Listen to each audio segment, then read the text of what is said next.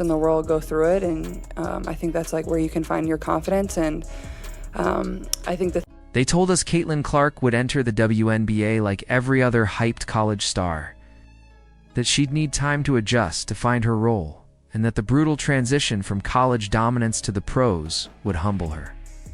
But the reality? She stepped into the league with the same unshakable aura she carried at Iowa. When within weeks, she wasn't just another rookie, she was the gravitational force around which the Indiana Fever revolved. And in the process, she completely rewrote the narrative for her teammates, especially Lexi Hull, whose journey from invisible bench piece to crucial contributor is now the story of the season. The first 2 seasons of Lexi Hull's WNBA career were a harsh wake-up call.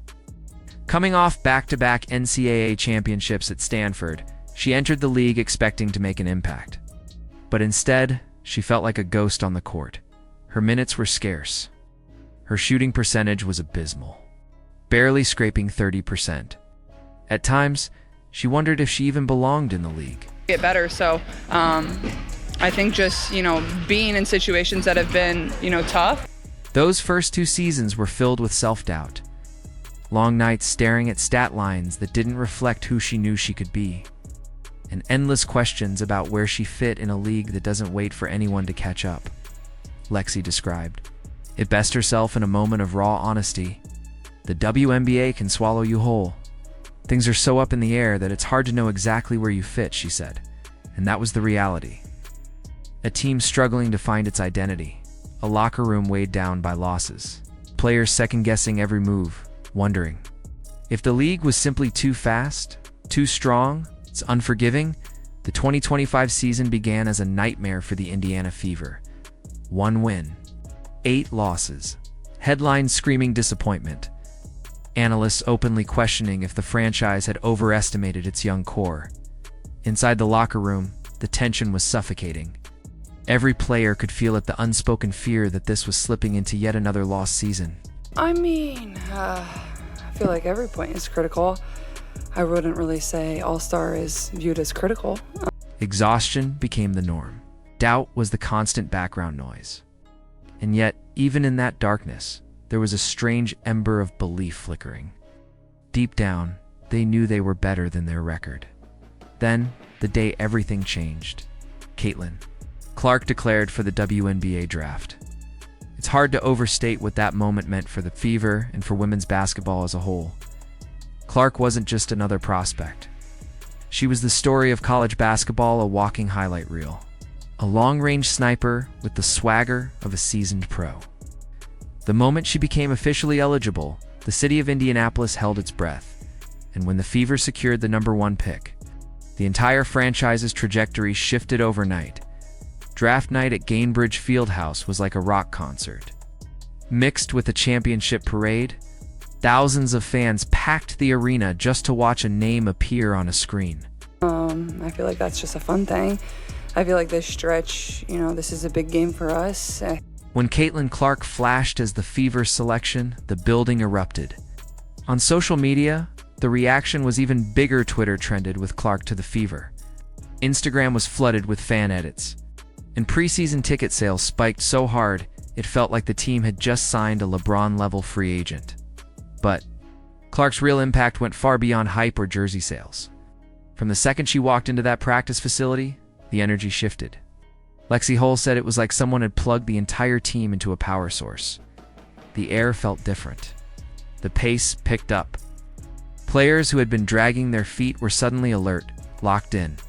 Clark's presence wasn't just about talent. It was about belief.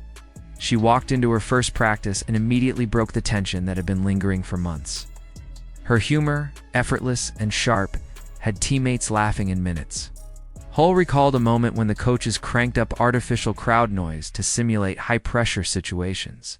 I think we've struggled in the fact that we're able to play one good game, and then we play a bad game, then we play a good game, then we play a bad game. So I think for us, it's like... Most players grimaced and powered through it. Clark. She smirked, shook her head, and said loud enough for everyone to hear, "Can someone turn it off? It's giving me a migraine." The entire gym froze for a second, stunned that a rookie would talk to the coaching staff like that.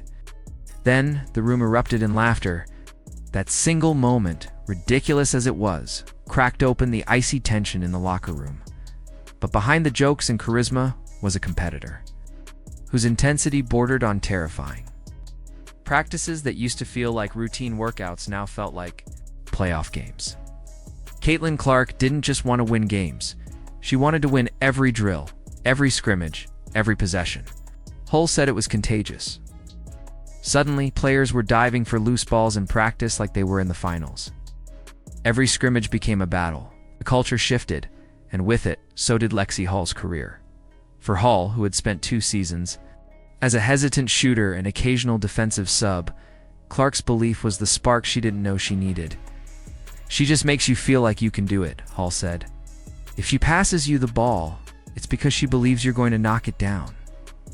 We got to find a way to be able to stack really good games together, and then we go on the road, and we're on a back-to-back, which is just a challenge in itself. No matter who you're playing, we play Connecticut, then we play New York. So that trust was transformative. Hull started finding her spots on the floor with confidence. Shots that once rattled out now splashed through the net. Her minutes went up, her production followed. And with every made basket, her old doubts faded further into the past. By mid-season, Lexi Hull was no longer the overlooked bench player. She was a fan favorite, the type of player who got her name chanted after hitting a big 3 or locking down an opposing guard. The same fans who barely knew she existed in her first 2 seasons were now making signs with her name on them. She wasn't just surviving in the WNBA anymore. She was thriving. And it all tied back to Caitlin Clark's arrival, the unbothered queen, who carried herself like every shove, trip, and hostile crowd was just part of the plan. Clark brought the Fever back to life, not only with her deep threes and flashy assists, but with the energy she injected into every corner of the franchise.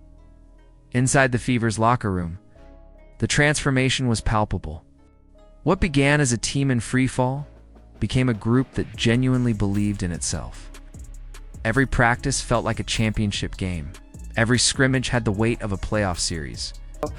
I think Steph's message was, yes, All-Stars coming up, that break's coming up, but our focus is on these 3 games that we have left.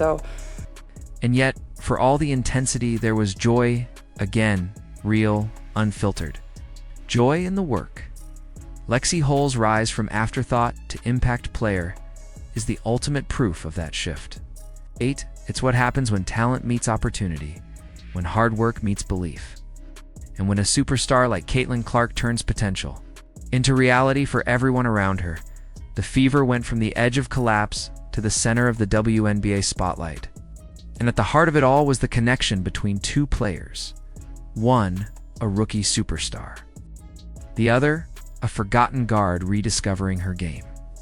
Together, they helped turn the Indiana Fever into a story no one can ignore, a reminder that sometimes all it takes to change everything is one player who refuses to be rattled and one teammate ready to rise with her.